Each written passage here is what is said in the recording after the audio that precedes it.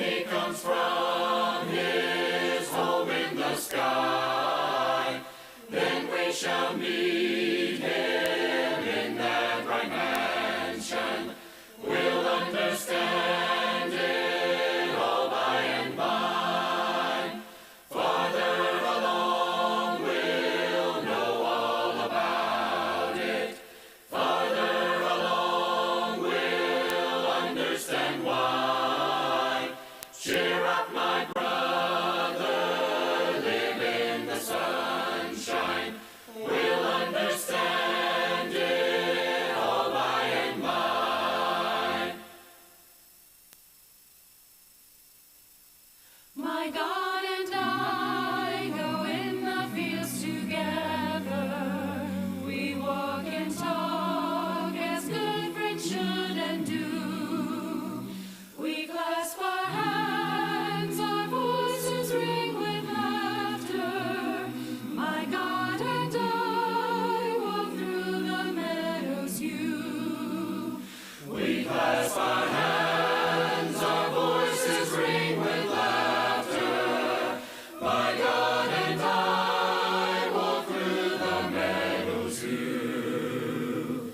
He tells me all the years that went before me, when heavenly plans were made for me to be, when all was but a dream of dim conception, to come to life as bird and glory see. When all was but a dream of dim conception, to come to life as birth and glory see. My God and I will go foraying together. We'll walk and talk as good friends should and do. This earth will pass, and with it common trifles, but God and I will go unendingly. This earth will pass, and with it common trifles, but God and I will go unendingly.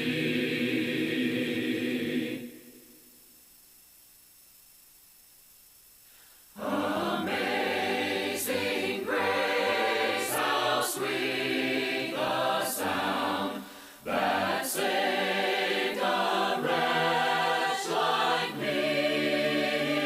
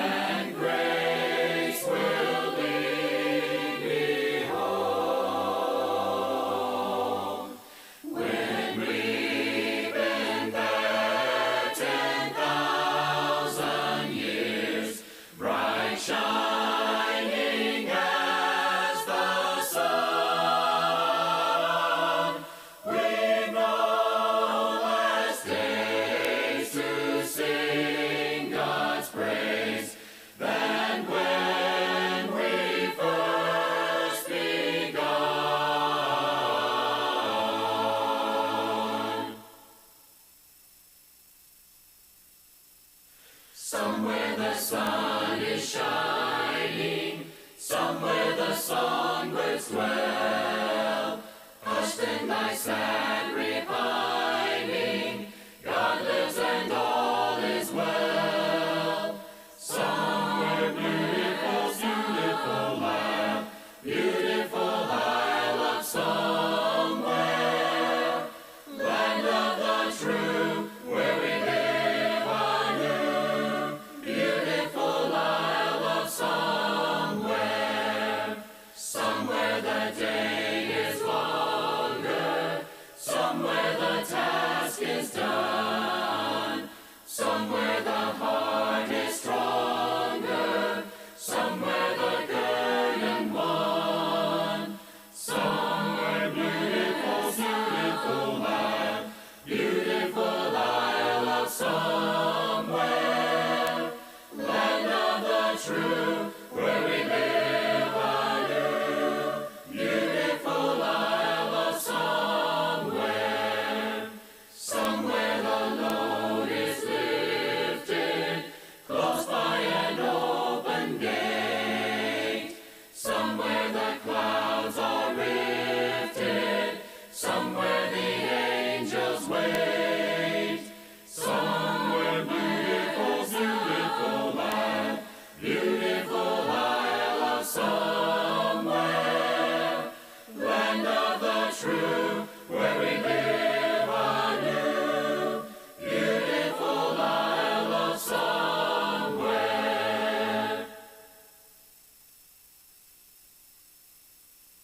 Sweet hour of prayer, sweet hour of prayer, that calls me from a world of care, and bids me at my Father's throne make all my wants and wishes known. In seasons of distress and grief, my soul has often found relief, and oft escaped the tempter's snare by thy return, sweet hour of prayer.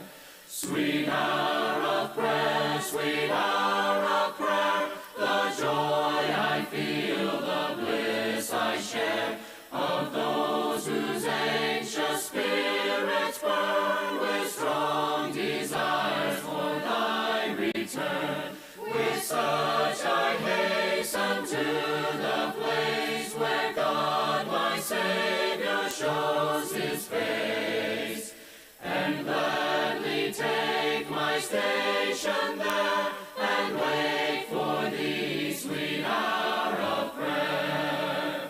Sweet hour of prayer, sweet hour of prayer, thy wings shall my petition bear, to him whose truth and faithfulness engage the waiting soul to bless. And since he bids me seek his face, believe his word and trust his grace, I'll cast on him my every care, and wait for thee, sweet hour of prayer. O Lord my God, when I in awesome wonder consider all the worlds thy hands have made, I see the stars, I hear the rolling thunder, thy power throughout the universe displayed. Then sings my soul, my Savior God, to thee, how great thou art, how great thou art. Then sings my soul, my Savior God, to thee, how great thou art, how great thou art.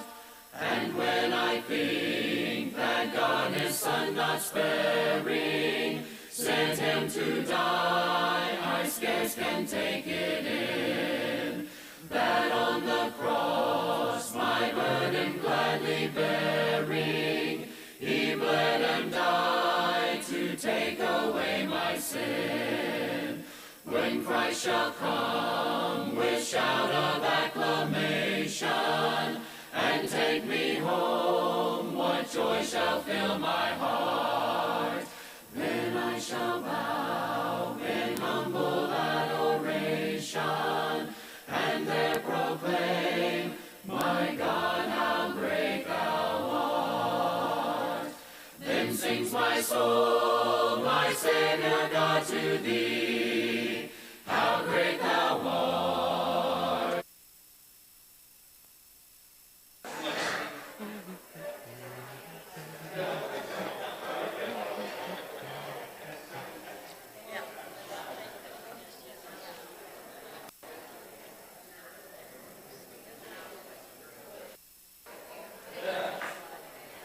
We live?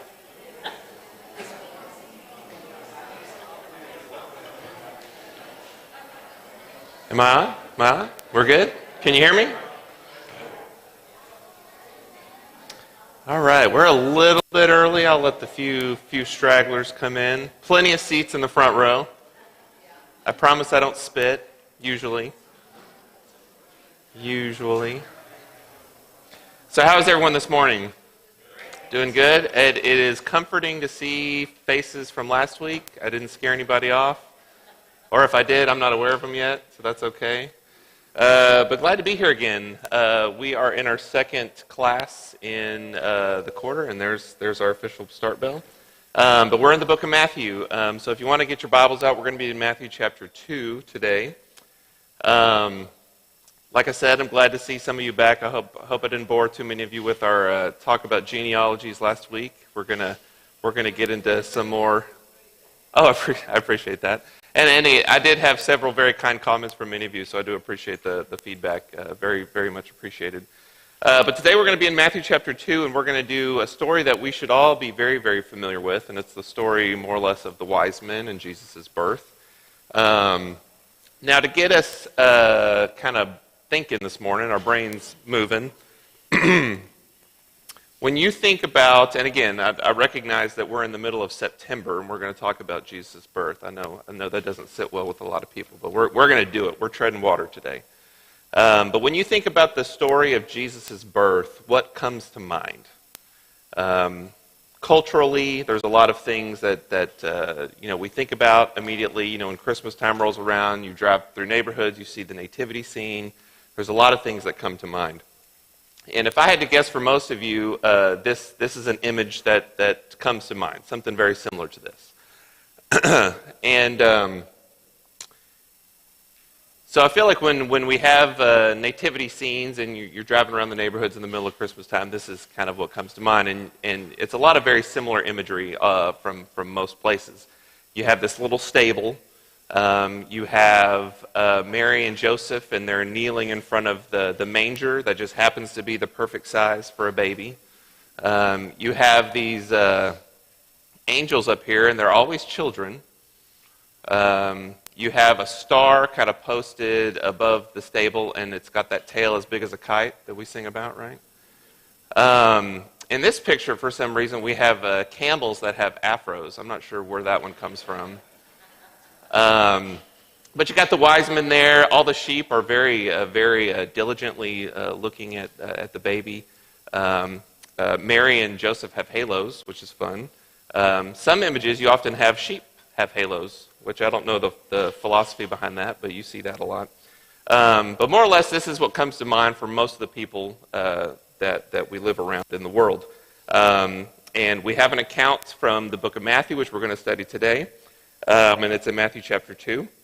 Matthew's account, more or less, and this is a very high-level summary, but you have magi that travel from a faraway land to visit the Messiah. King Herod hears about this, and he's very troubled. The magi find Jesus in Bethlehem, and they present him with gifts. And then, in response to this, Herod issues a decree for all the children all the boys under the age of 2 to be killed. Now, Luke's account, or Luke's gospel, also records a different version of a story. In that version, you have Joseph and a pregnant Mary, and they're traveling from Bethlehem, or traveling to Bethlehem for a census. There's no inns available, so they find a place to give, or she finds a place to give birth and lays him in a manger, and then the shepherds come to visit. Now, the problem is a lot of times these two stories get conflated as being two different versions of the same story. Even in this version, you have Magi presenting gifts to Jesus at the manger, which we're going to see today is not necessarily what Matthew's account talks about. Sometimes you'll have images where like the shepherds and the Magi are like hanging out together outside the stable. So more or less, we want to get to the bottom of what the real story is. But again, last week we talked a little bit about how it's helpful to have multiple gospel accounts so you can compare them, and when you put them all together, it helps formulate a more in-depth story. But before we get too deep into the text today, I do want to do a little bit of background into two sets of characters that we run into in Matthew's account. The first one is King Herod. Really interesting guy. A lot of history that's recorded outside of the biblical context, so we know a lot about him from that. But a little bit of backstory, and I hope everyone can see that. If I need to blow up the slides next time, I can do that. But there's this, what we call the intertestament period between the end of the Old Testament and the beginning of the New, about 400 years. The world did not just stop, we just don't have any biblical record of it. So during that time, we have this dynasty that comes about called the Hasmonean dynasty. This is around 140 BC. Like I said, during these 400 years, there's a lot of ebb and flow between who's in charge in Israel. But at this point in time, it's this dynasty known as the Hasmonean dynasty. Fast forward a couple years, and you have 113 BC, and this guy by the name of Antipater is born in Idumea. Now, Antipater is Herod's father. And there's a couple important things to note about this. So Idumea, if you look on my map, I said last week I'm not a map guy. I have two maps in this slide, so bear with me here. But Idumea is down here south of Judea. And this is relevant because Idumea is also known by the name of Edom. So if you'll kind of do your thinking, Idumea would be the descendants of Esau, right? So these are the Edomites, essentially. At this point in time, they're called the Idumeans. So if you remember back in Genesis, you have the story of Jacob and Esau. Jacob's descendants became the nation of Israel. Esau's descendants became Edom, or the Edomites, and currently known as Idumea. So Herod's father is actually born in Idumea, not born a Jew. Then we come to 110 BC, and I should also mention that Herod's father, Antipater's father, was a well-established governor in Idumea. So he comes from a family of high influence, or Antipater did. So then we come to 110 BC, a couple years after Herod's father is born, and a guy by the name of John Hyrcanus I conquers Idumea. So John Hyrcanus was the high priest, and he's the ruler over Israel at this point in time. He's part of this Hasmonean dynasty we talked about. And he gets a little bit on this conquering rampage. So he goes and conquers a bunch of areas around their nation, including Idumea, where a young Antipater is living. And what's interesting about this conquering is that whenever Hyrcanus came in and conquered this area, he did something a little bit unique that would be kind of characteristic at the time. And what he did was he forcibly required that everyone as part of this conquered Idumea, they were forcibly converted to Judaism. You were kind of given a choice, die or convert. And so Herod's family, again, Herod's not born yet, but Antipater and Antipater's whole family are forcibly converted into Judaism. So then we get to 72 BC, a couple decades later, and Herod is born, still living in Idumea. The family is still in Idumea. They're kind of people of high influence, but Herod is born, again, not born a Jew necessarily, but his family had been converted to Judaism. But he is born in Idumea. And at this point in time, Antipater has become a very high-ranking official in the Hasmonean dynasty. Now, if you study anything about Antipater, you'll know that he's one of these guys that his allegiances are kind of wherever the wind's blowing. So at this point in time, he's very diligent allegiance towards the Hasmonean government. So then we get to 63 BC, and a dispute arises between Hyrcanus II and Aristobulus II. So these two are brothers. I believe they're like nephews of Hyrcanus I, it's my understanding, but they're not his sons, but it's later on down the line. But a dispute arises between Hyrcanus II and Aristobulus II over who's going to take over the throne. And this results in what's been referred to as the Hasmonean Civil War. Now, this is years long worth of battles. These guys really hate each other. They're trying to conquer each other to lay claim to the throne. And as part of this process, they reach out to neighboring governments to try to come to their aid for assistance. Now, one of these governments that they both reach out to, independent of one another, is Rome. They reach out to Rome, and they reach out to a guy by the name of Pompey, who's the Roman general at this point in history. So Pompey is coming to Israel to help settle this dispute, or so they think. But instead of helping either one settle this dispute, he lays siege to Jerusalem and takes the whole nation for Rome. So when you fast forward to when we're reading through the whole gospel account and Rome is this power in charge, it's because of this moment in time. These two brothers couldn't get along, so Rome takes Israel for its own. And so this conquest ends the reign of Jewish independence and incorporates Judea as a client kingdom into the Roman Republic. Now, one interesting thing about this is when Rome comes in, they allow Hyrcanus II here to continue in his capacity as the high priest. But he's essentially stripped of all royal titles. He's stripped of all, really any authority to do anything, except for he can continue on as the high priest over Israel. All right, so then we get to 47 BC. Antipater, again, Herod's father, is appointed the first Roman procurator of Judea by Julius Caesar. So I mentioned before, he's one of these guys that his allegiance kind of flows wherever the current powers are. So he buddies up with Julius Caesar and gets himself an appointment of Roman procurator. Now, the Roman procurator, what this was a civilian position, more or less the chief financial officer of the country. And this was a civilian role. If you think over to like Pilate, who's considered like a governor or prefect, that was more of a military role, responsible for civil matters and things like that. So Antipater becomes the guy responsible for financial matters. Long explanation to just say he's responsible for making sure the taxes got collected. So that was his responsibility. So now that Antipater's got a little bit of power, fast forward a couple years, and Herod, his son, is appointed governor over Galilee. This is our first example of Herod really getting some real power. And he uses that power. He's very ruthless in how he rules his area that he's been given. And he's killing a lot of people. He's ruling very ruthlessly. He becomes enemies of the Hasmonean government and of the high priest. But Rome loves this guy. They love him.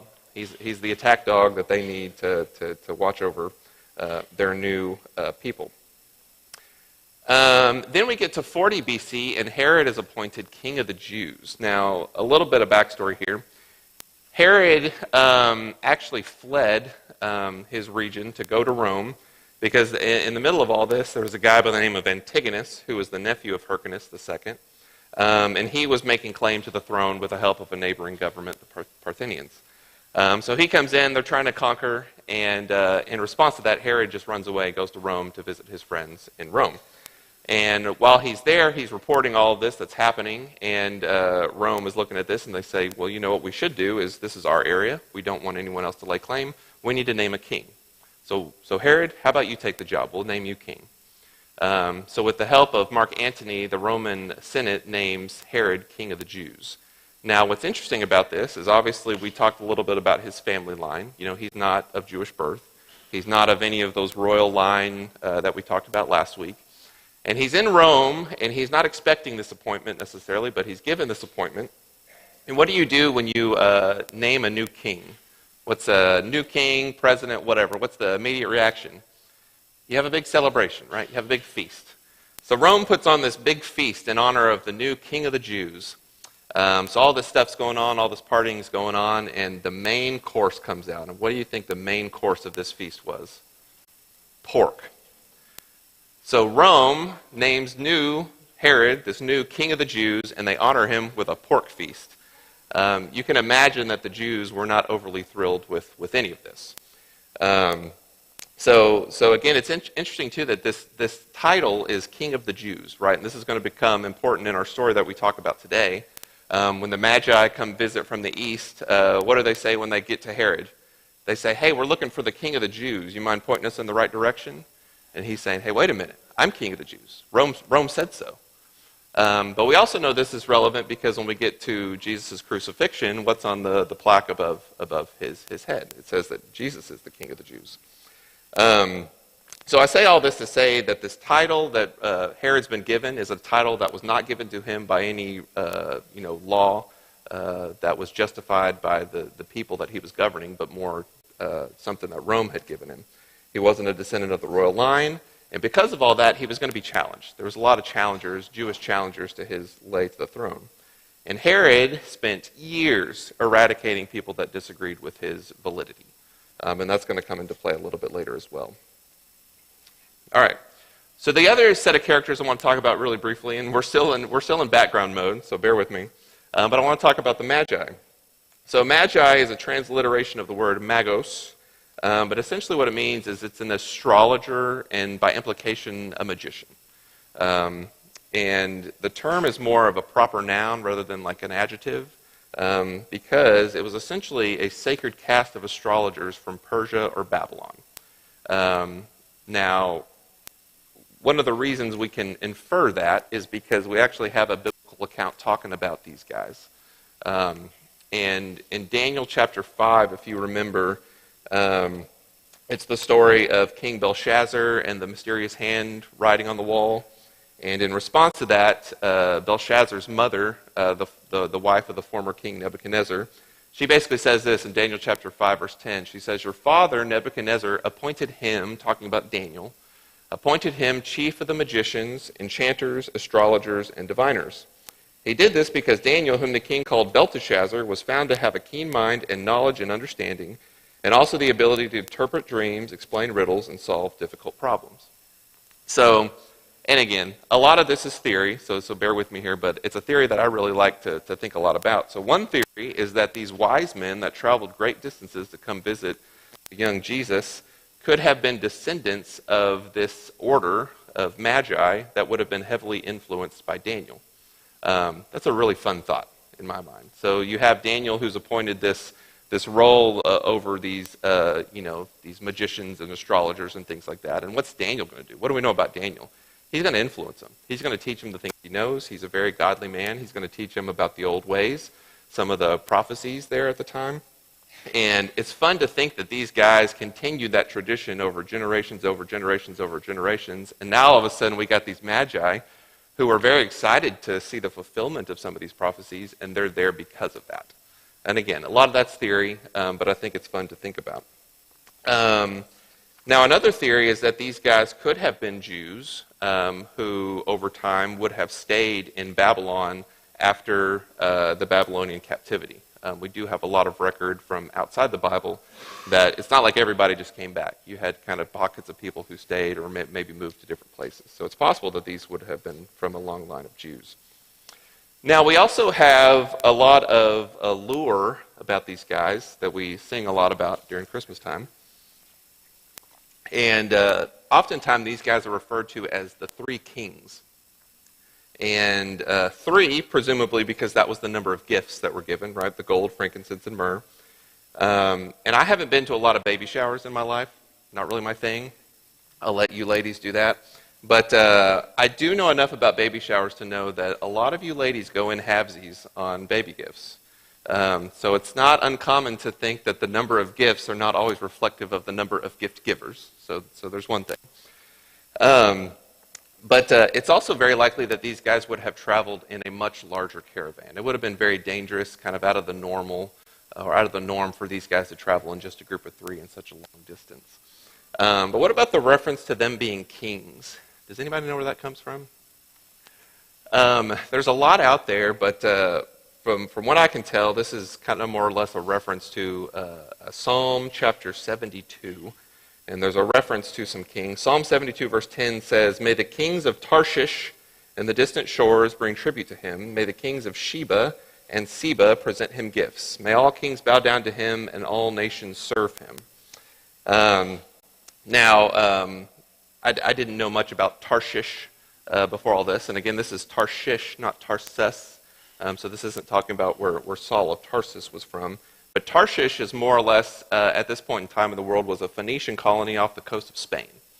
So if you know your geography, Spain is not from the east. Spain is literally directly from the west.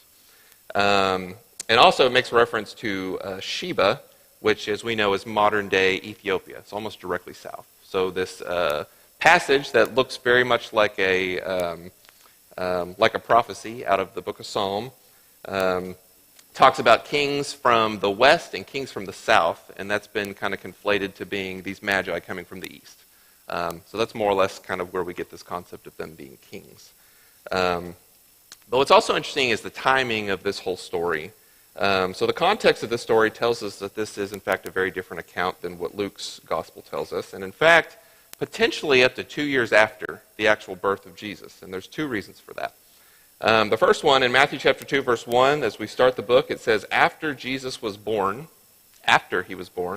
in Bethlehem in Judea, during the time of Herod, Magi from the east came to Jerusalem. So the scriptures very much say that this took place after the birth. Now, for the sake of examples, here's map number 2. And I apologize, that is a lot smaller than I thought it was. But I took the liberty of going to Google to ask Google Maps the distance between ancient Babylon and current-day Jerusalem. So for the sake of hypotheticals, let's say these guys traveled from Babylon. As you can see, Babylon is over here. And so I put it into Google Maps, and this is what it spit out. And it says that roughly we're talking about 1,100 kilometers. That's about 700 miles, 680 miles or so, for the sake of our hypothetical. Now, Google says that this would take 254 hours to walk. Now, if you know anything about Google, this is talking a straight shot, no stopping, no stopping for gas, no stopping at Buc-ee's to get your favorite snacks. This is just a straight shot. And 254 hours is about 10 and a half days. So that's a very steady pace. This is roughly the same distance between here and like Kansas City, if anyone's ever walked that. It's about that. Now, keep in mind, too, this is also using modern-day roads. Now, more realistically, these guys would not have traveled directly across this very arid desert plain, right? There's no water. Bandits would have been a significant issue. So if you were going to make a journey like this, typically what you would have done is you would have gone up the Euphrates River right here. Stick along the river line up until you get to this area up here, and then kind of crossing down through modern-day Lebanon, which that's going to come up in just a minute as well. But it would have taken you kind of around the desert. Now, that path is more like 1,700 miles rather than 700 miles. Now, I'm full of comparisons this morning, but for comparisons, the Oregon Trail, remember the Oregon Trail, everybody? For those of my generation, that's a reference to a computer game, not an actual trail. That was my wife, I heard her back there. But the Oregon Trail was about 2,000 miles. So that's from Independence, Missouri, all the way to Oregon. And we have a lot of journal accounts of these guys who made this journey with their wagons, with their oxen, very slow, steady pace. And it would take them, on average, to travel those 2,000 miles about 4 to 5 months. That's about 15 to 20 miles travel time per day.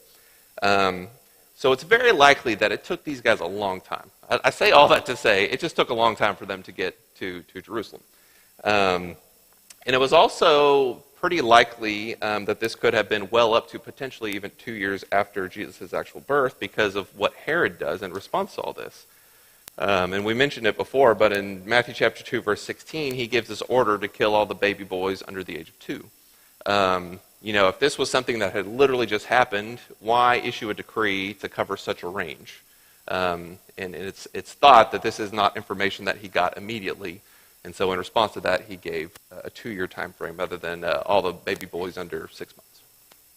All right, that is the background. Let's get into the actual text now. So Matthew chapter 2, we're going to start in verse 1 here, and we're going to read through this with a couple pit stops here. So Matthew chapter 2, starting verse 1, it says, "After Jesus was born in Bethlehem in Judea, during the time of King Herod, Magi from the east came to Jerusalem and asked, 'Where is the one who has been born King of the Jews? We saw his star when it rose and have come to worship him.'" So again, we made reference before, these guys are showing up at Herod's door and they're like, "Hey, where's the King of the Jews?" And Herod's kind of looking around, he's saying, "You're talking to him. This would have something that would have highly offended him. But one of the questions that I think about when we're talking about this is, what is the nature of the star? Stars, you're gonna find in this particular story, the star is acting a little bit strange. It's not acting like a normal star. And I have a tendency, this is a fault of mine, I have a tendency when I read through Scripture and we're talking about supernatural things, I want to know, well, how? How did God do this? What are the physics behind it? But we know that's not necessarily of importance. But it's funny, we talked about these guys being magi. Potentially they were probably astrologers. They would have known what stars looked like. Some people have, they don't like to believe that this was kind of a supernatural event. So they'll say, well, maybe Jupiter was shining extra bright that night, because Jupiter is often associated with the birth of kings. Some people will say, well, it was probably a comet and it was acting kind of funny, acting erratically. But regardless of what was actually happening, what's interesting, or the most interesting thing to me, is how did the Magi connect the fact that that star meant Messiah had been born? And that's one of the questions on my list of things I want to ask one day. Now, there's a lot of potential explanations for that. I think the most kind of likely explanation is they were just given a special revelation from God. We know that at the end of this story, which we're going to talk a little bit about, a message from God comes to these guys, and the message says, don't go back the same way, go a different way, so you don't run into Herod. So it's very likely that they were given some form of special revelation. All right, into verse 3. It says, when King Herod heard this, he was disturbed, and all Jerusalem with him. When he had called together all the people's chief priests and teachers of the law, he asked them where the Messiah was to be born. In Bethlehem in Judea, they replied, for this is what the prophet has written. So as we talked, Herod's not liking this news that he's receiving. And he's doing a similar, we talked a little bit last week, this analysis that has to be done. If the Jews were going to believe that Jesus was in fact the Messiah that had been prophesied about, certain prerequisites would have to be met, right? And so I think Herod's doing a very similar analysis. It's like, whoa, these people are coming, they're saying the Messiah's been born, what do the Scriptures say about this? And it's pretty likely that Herod would have been well educated in all this. Again, he was born into the customs of the Jews. He wasn't necessarily by blood of Jewish descent, but he would have studied very heavily in this stuff. But he's going to his chief priests to ask them what the prophecies say. And you have to imagine the things going through Herod's brain in this moment. So think about put yourself in Herod's shoes or his sandals for a minute, and try to think through all the things that he's probably thinking about. So he already knows that his claim to the throne, this claim, his title, King of the Jews, is a little bit shaky. His claim to the throne is only as good as Rome says it is. So if Rome decides to come back tomorrow and say, we want somebody else, he's done. He also knows that, he spent years and years and years eradicating all these people that question his claim. But what happens if this kind of theory gets picked up and it starts, as people start to believe it? He could have an uprising on his hands. He could be in a difficult spot. So he's going to his chief priests and asking them to verify whether or not those prophecy prerequisites are being met. But the thing that I think is really kind of noteworthy in this passage of Scripture is we don't really get a lot of information about how the chief priests responded to this news. I didn't turn my phone off, excuse me. So we don't get their perspective on this. Imagine you're a chief priest, or you're somebody who has dedicated your life to studying the Scriptures and dedicating your life to God, and these magi from the east say, we followed a star, and a star told us that the Messiah has been born. Don't you think that they'd be pretty excited about this? Don't you think that they would be at least interested enough to go investigate it? Now, we don't necessarily know that they didn't, but the Scriptures don't make it a note to say that they did. And I do think that's probably noteworthy. They knew the Scriptures well enough, so this prophecy, they're making a reference here in Matthew chapter 2, verse 6. That's a reference to Micah chapter 5. So they were very well aware of the prophecy, but you would think that they would have a much higher degree of finding out more. So then we get to verse 7. It says, then Herod called the Magi secretly and found out from them the exact time the star had appeared. Verse 8 says, he sent them to Bethlehem and said, "Go and search carefully for the child. As soon as you find him, report to me so that I may too go and worship him." So Herod's being a little bit sneaky about this, right? Obviously, he doesn't have any intention on going to worship the newborn Messiah. But he's telling them to go investigate and come report back to me and let me know. Now, this conversation between the Magi and Herod is taking place where? In Jerusalem, all right? Now, he's telling them to go to Bethlehem. So how far away is Bethlehem from Jerusalem? 5 miles, 6 miles? It's roughly the exact same distance between here and like the mall, okay, just for reference. Not very far. So he's telling these guys, go investigate, find out more, come let me know because I have an interest in coming to worship him. Then we get into verse 9, and it says, after they had heard King Herod, they went on their way, and the star they had seen when it rose went ahead of them until it stopped over the place where the child was. Again, stars don't usually do that. I've never seen a star do that. But it's almost like ancient GPS. They had a direction. They were following where the star was taking them, and that's the direction they're going. Kind of reminds me a little bit of when the Israelites are leaving Egypt, right? And they're being led by this pillar of cloud in the day and the pillar of smoke or pillar of fire at night. A lot of makes me think of that. So then verse 10 says, when they saw the star, they were overjoyed. On coming to the house, they saw the child with his mother Mary, and they bowed down and worshipped him. Then they opened their treasures and presented him with gifts of gold, frankincense, and myrrh. And having been warned in a dream not to go back to Herod, they returned to their country another route. So again, this is the reference we talked about earlier, how they were warned in a dream not to return the same way. But the scriptures say that they visited Mary and the child in a house. It doesn't say they visited him in a stable. It doesn't say they visited him in a cave. It says they visited him in a house. And the Greek word that's used here is the word oikia, which means, the definition doesn't help a whole lot, but it means a house or a dwelling. But the implication of that word is it's more of a permanent dwelling. So not necessarily saying they had bought property there, but it was more of a long-term dwelling situation. And again, I said the word here was oikia. If any of you are yogurt enthusiasts, some of you may buy oikos, which more or less means like family, generations, things like that. It comes from the same word here.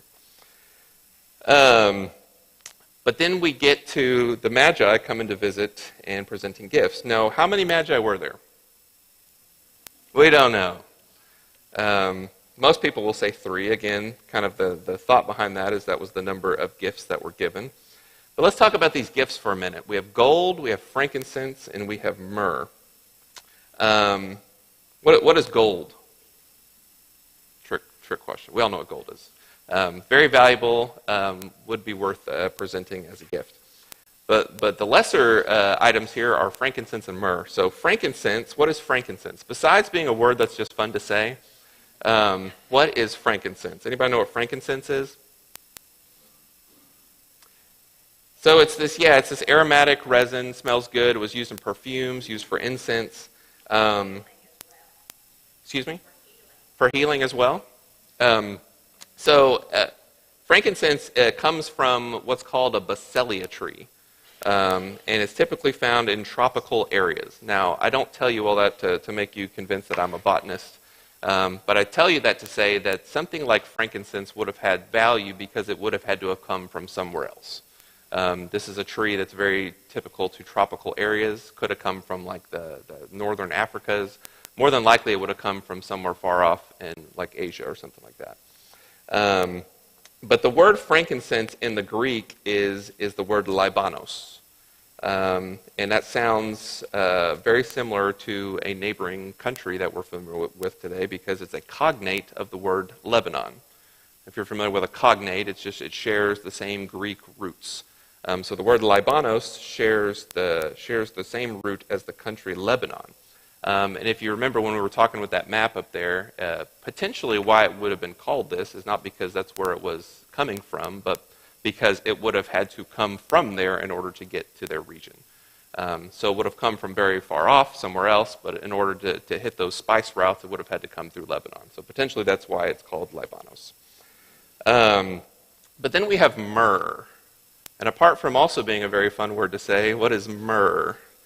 Myrrh is again, it's a fragrant sap-like resin, but this is more used for the treatment for medicinal purposes.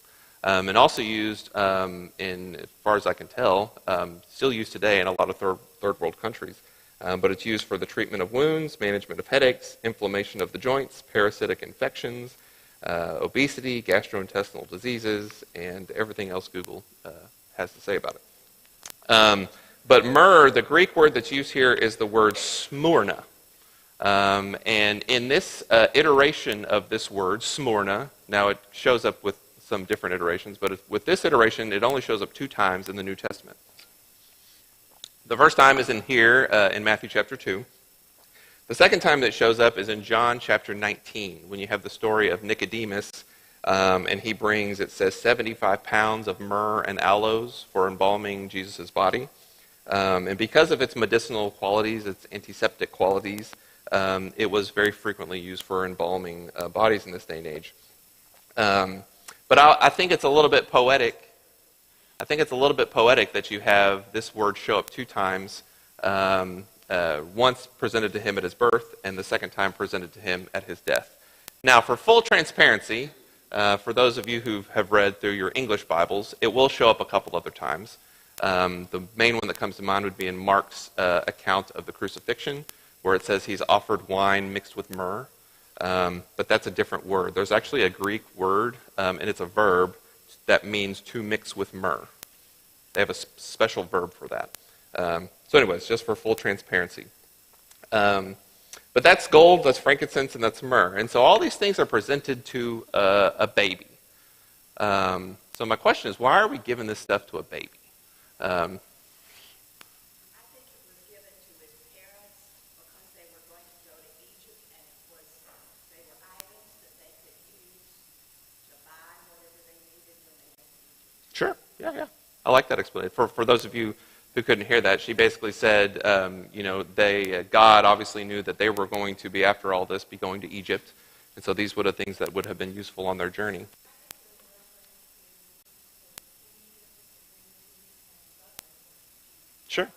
Sure, that as well, for sure. I like the thought of a baby being presented with medicine. Again, I'm not a baby shower connoisseur by any means, but I will tell you the next baby shower I go to, I will be wrapping up a bottle of Neosporin. We do have precedent for this. So these are the things that are given to a baby Jesus. All right, so then we get to verse 13. And it says, when they had gone, an angel of the Lord appeared to Joseph in a dream. Get up, he said, take the child and his mother and escape to Egypt. Stay there until I tell you, for Herod is going to search for the child to kill him. So he got up, took the child and his mother during the night, and left for Egypt, where he stayed until the death of Herod. And so it was fulfilled what the Lord had said through the prophet, out of Egypt I called my son. When Herod realized that he had been outwitted by the Magi, he was furious, and he gave orders to kill all the boys in Bethlehem and its vicinity who were 2 years and under, in accordance with the time he had learned from the Magi. So this has been referred to historically as the massacre of the innocents. Now, the Bible doesn't call it this. This is more or less just a historical name that it's been given. But what's unique about this is the Bible account here in Matthew is the only reference to this official decree by Herod. This is not something that Josephus talks about. This is not something that any other major historians at the time talked about. Which this seems like something Josephus would want to take up, right? This seems like a big enough event that he should mention it. So the question is, why would none of the other historians bring this up? And that has led to a lot of people and a lot of historians looking at this account and saying, well, obviously this is just a fabrication of the Bible. You know, if this was something that actually happened, more of history would have recorded it. But I think it's worth putting this whole concept into a little bit of perspective. So if you were to Google the population of Bethlehem during this time, you're going to get a lot of different answers because they don't know for sure. But the range that I've seen is anywhere between like 300 and 3,000. So we're not talking a huge population of people. So if you were going to issue a decree to kill all the boys under the age of 2 with a population that small, we're not talking about thousands and thousands of boys. We're not talking about hundreds. We're talking a dozen, maybe a couple dozen, something like that. Now, that doesn't erase how egregious and how kind of insane all this is. But on the scale of all the things that Herod did that were terrible and evil, this may not have hit the top 10. I'll just put it that way. So it may not have been a large enough event for Josephus to cover. But also couple that with the infant mortality rate at this day and age was also incredibly high. So a lot of young children didn't always make it. Now, many historians, however, I did say that a lot of historical texts don't reference this account, but a lot of historians, you go listen to them and read them, they will say that this probably did happen. And the reason they'll say that is because they'll note that, yeah, the Bible's the only account that talks about this, but this is something that Herod would have absolutely done. Like, it's well within his wheelhouse of all the other things that the history books say about him. Couple examples. Herod once executed 45 members of the Sanhedrin just because. He had his favorite wife, his first wife, Miriam, executed. He had 3 of his sons executed on suspicion of treason. And there's a story that Josephus does record that's incredibly interesting, and it's basically Herod is on his deathbed, and he's talking to his sister, and he's about to die, and he's kind of given last-minute orders. And he wants his sister to round up all the Jewish leaders at that time and tell them to go to the Hippodrome because we need to have a meeting. And the plan was, once they got there, just slaughter them all. And the quote that Josephus gives from Herod, he says, "Well, I know that when I die, the Jews are going to rejoice, so I want to give them something to cry about." So that's the guy we're talking about.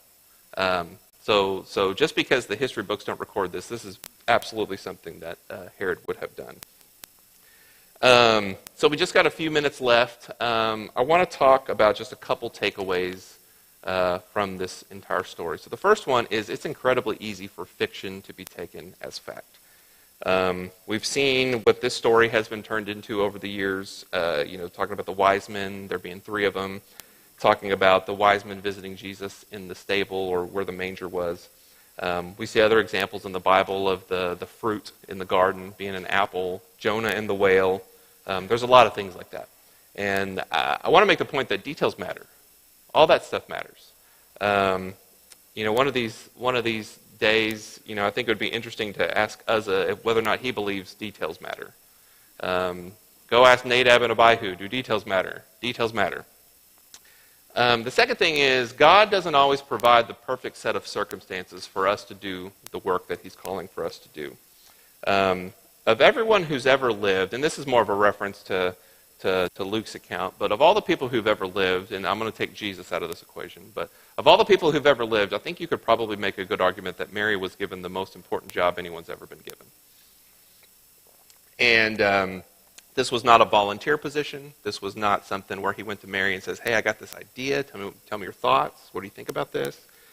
He basically said, "This is what's happening." And you would think, and you can put yourself in her shoes, and you can probably think that if I'm given a job like this, I'm probably going to get some perks.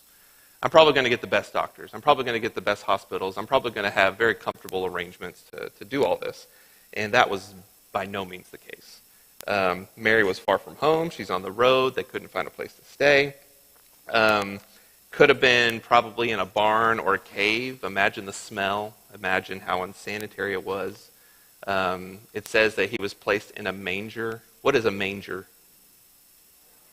Well, this is what we think a manger is. This is what we're told a manger is, right? Very comfortable crib for a baby, but it's a feeding trough. Our Lord and Savior was born and laid in a feeding trough. I can imagine that would be any mother's worst nightmare. But those are the circumstances that she was given. So if you ever find yourself in a position where you're thinking that God's calling you to do something, and you're looking at it and you're saying, well, it doesn't really seem like things are lining up the way I think they need to be lining up. Remember Mary.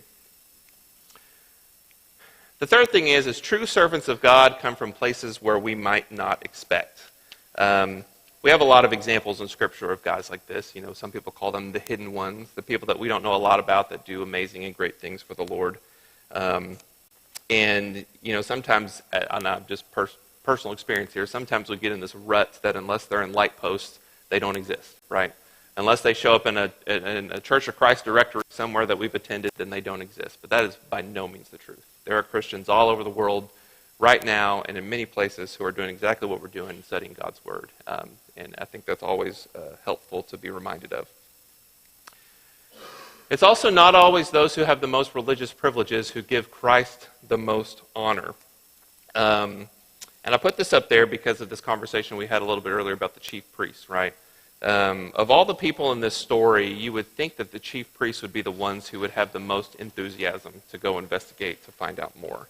But as far as we know, they didn't do that. Now again, it doesn't record whether or not they did or did not, but it doesn't record that they did. But instead, it was strangers from a far-off, distant land who came to give Christ the honor that he deserved. And sadly, that's a reality of the world we live in today as well. And the last thing I want to mention is the Magi are an incredibly striking example of faith. They believed in Christ. They had never seen him prior to their journey. When the scribes and the chief priests assumingly were unbelieving, they continued their journey. All they needed to see was Jesus sitting on his mother's knee, and they bowed down and they worshipped him. Obviously, they had the star. That was a rather convincing element, but they didn't need any other teaching to persuade them. And this is the kind of thing that I think God just really delights in. And there's always, we talked a little bit last week that everything in Scripture is there for a reason. Everything is profitable. There's a purpose to it. And it's always funny, this account of all the characters that you really could focus on, it focuses on the Magi. So their example of faith is there for us to look at, to study. And I think every time we read passages like this, it brings glory and honor to God to study those who have exuded tremendous examples of faith. And that's our class for today. I really appreciate it. Next week, we're going to hop into Jesus being tempted in the wilderness. So look forward to seeing you then. Thank you all.